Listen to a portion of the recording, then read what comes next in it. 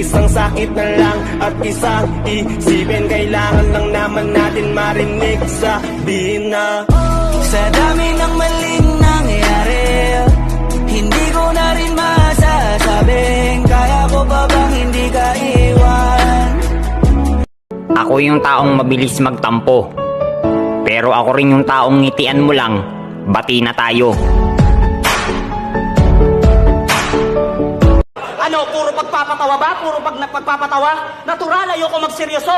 Kasi lahat ng sineryoso ko, putang ina, iniwan ako!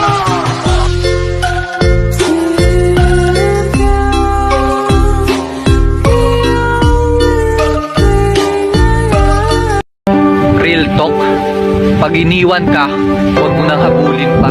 Tandaan mo, nagmahal ka para maging masaya, hindi para maging tanga sa taong wala ka ng halaga. Pagod na ang puso ko magmahal.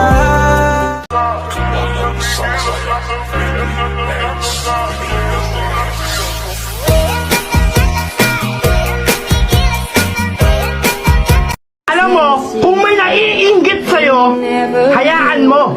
Kung may naninira sa'yo, huwag mong pansinin. At kung minamaliit ka, huwag mong patulan. Hanggang dyan lang naman ang kaya nilang gawin sa'yo. Kaya ikaw, mag-focus ka lang sa goal mo. At kapag nakuha mo na yung mga pangarap mo, be humble. Balang araw magkikita ulit kayo. Malayo na narating mo. Samantalang siya, nandun, naninira pa din. Wala ka pa bang minahal? May minahal na ako. Bakit hindi kayo nagkatuluyan? Hindi ako minahal eh.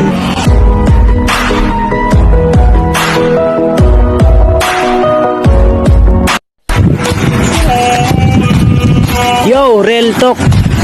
Kaya tayo hindi pinili kasi hindi tayo pogi.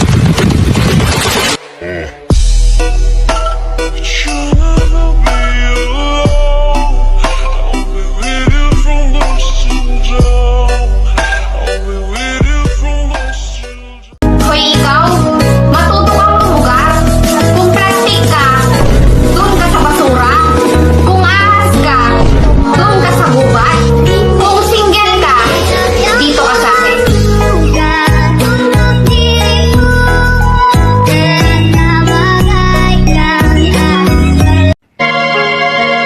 Hindi porket hindi ka nakapagtapos ng pag-aaral, wala ka nang mararating sa buhay. Tandaan, diskarte ang labanan, hindi ang pinag-aralan.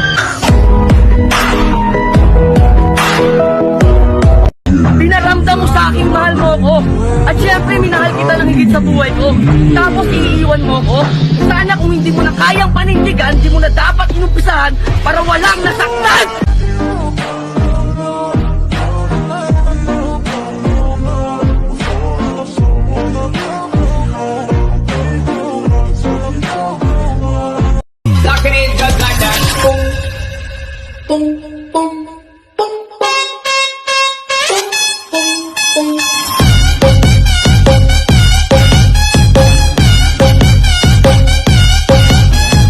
Ito, isend niyo po sa GC nyo.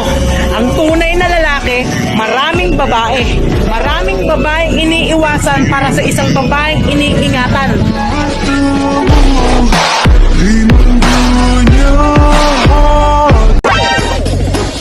Puso ay ingatan, manloloko ay iwasan. Tapos, hanapin mo ko para hindi ka na muling masaktan.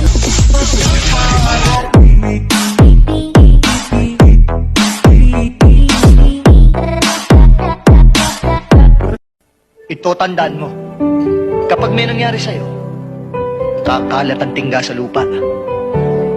Pangako yan.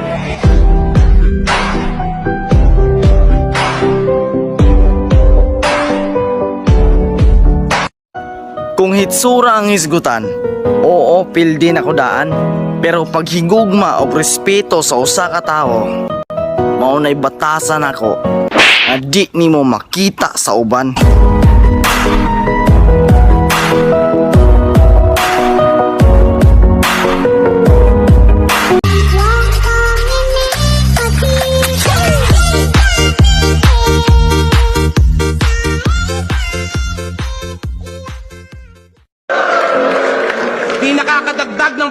lalaki ang pagiging babaero. Pinatunayan nyo lang na sa babae mga wala kayong respeto. Ilang babae pa ang kailangan mo para tumino? Gaano pa karami? Kung nagawa ko yan sa pamamagitan lamang ng isang babae. Hindi ako perpekto. Minsan na rin akong natukso kaya nasayang yung iningatan ko. Ang kaibahan natin, pinagsisihan ko yung sa akin, yung sayo niyayabang mo.